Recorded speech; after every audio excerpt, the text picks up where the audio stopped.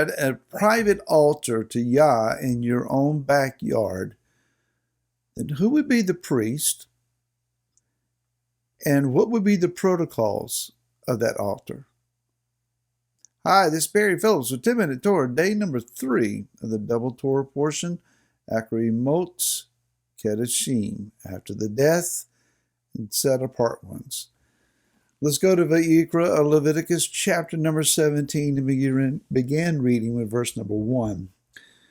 Yahweh spoke to Moshe, saying, Speak to Aaron, to his sons, and to all the children of Israel, and say to them, This is the word which Yahweh has commanded, saying, Any man from the house of Israel who slays a bull or a lamb or a goat in the camp, or who slays it outside the camp, and does not bring it to the door of the tent of appointment, to bring an offering to Yahweh before the dwelling place of Yahweh, blood guilt is reckoned to that man.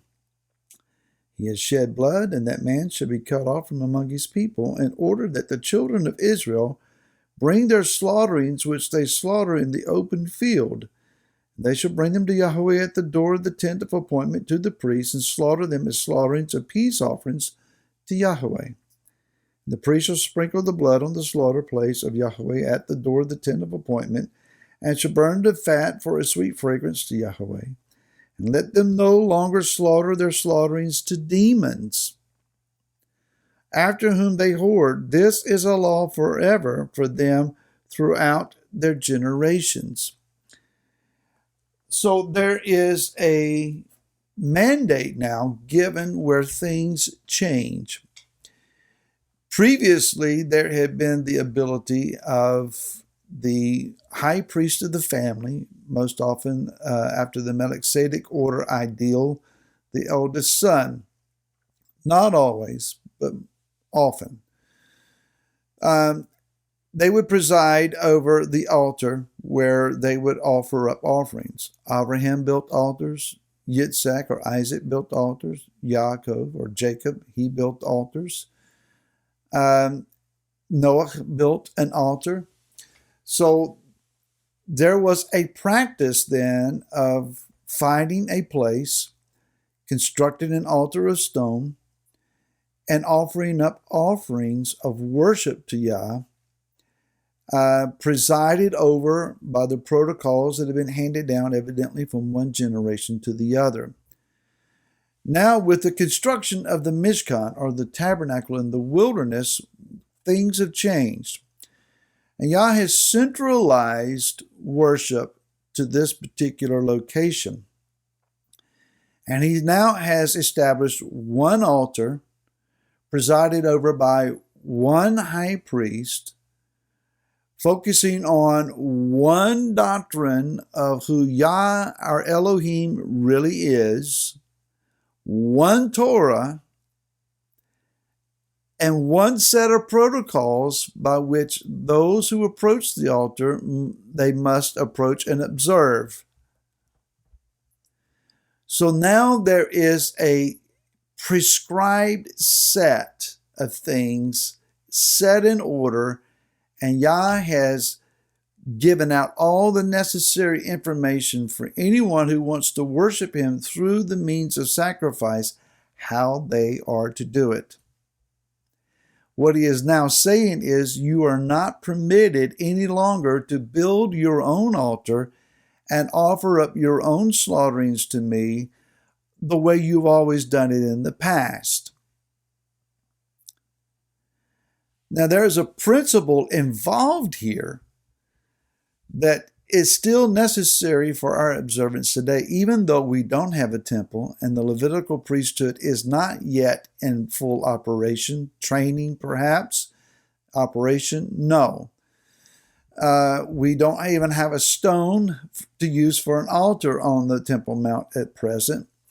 So none of this can be ritually observed, but it can be symbolically and by some means relationally observed, if you will.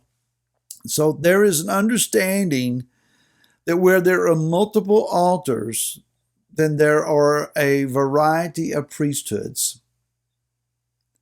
And where you have multiple altars, you may also have multiple and various revelations of the one that the altar is built to.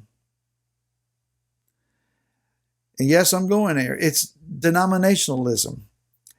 And it's denominationalism whether you find it in the church arena or in Judaism. And yes, there are denominations or sects of Judaism, varieties of approaches and thoughts of practice.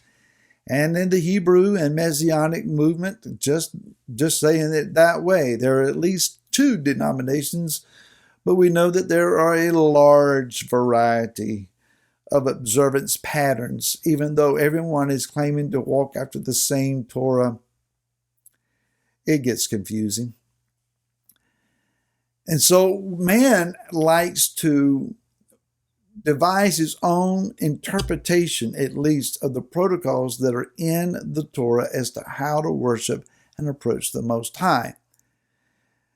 So this denominational spirit, if you will, it divides and conquers.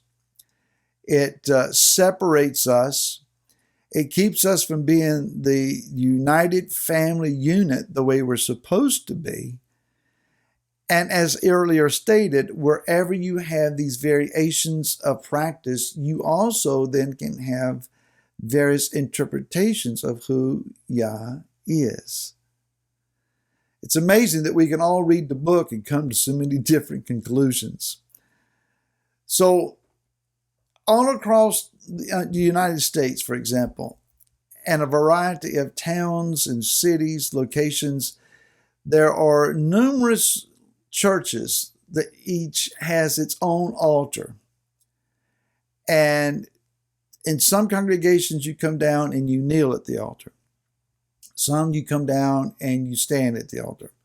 Some you meet the pastor at the altar and he prays with you.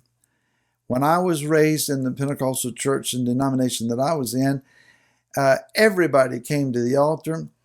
And by tradition, the men went over on the right-hand side and the women prayed over on the left-hand side, having no clue that Judaism did the exact opposite, at least at the wall, the men on the left and the women on the right, but they nonetheless separated. Now, who came up with that idea? I don't know. That's the way it was done. And we prayed all for one another. And so that you had these football huddles of people, if you will, all praying over top of one another, laying hands on each other and crying out for the help and strength of each other. And yes, you could get a little crazy at times, but it was helpful and it was exciting. But each altar has its own doctrines, its set of doctrines, its own understandings, its own practices, its own cultural renderings, its own traditions. And Yah says, I want you to do it my way. So we're going to get rid then of the private altar practice. And we're going to, by having one altar, everybody following the same protocols, the arguments and the divisiveness and the separation should cease. Because we're now walking in agreement, not necessarily just with one another, but with Him. So when we come down to the place of prayer in our homes, we call it an altar, whether you're kneeling by your bed, you're standing in a corner, you look out the window toward the east, you're praying in your office, such as I do here. It's a place of prayer. It's not a sacrificial altar. We tend to get those two mixed up. But in the area of prayer, if we can agree in prayer, it can have the same similar effect to having one altar and one priesthood. In fact, when we pray, we ascend in our spirit with Yeshua, our Messiah, who is our high priest, who does point to his own shed blood, which is still wet on the altar, and cries for its benefit in our behalf. And we agree with him and we pray in accordance to his heart and his will. And when we all do that together, we can become one people and one nation under God and indivisible, And he will give us righteous liberty. And that's not even being an American. That's being a man and woman of Israel. More tomorrow. Until then, shalom.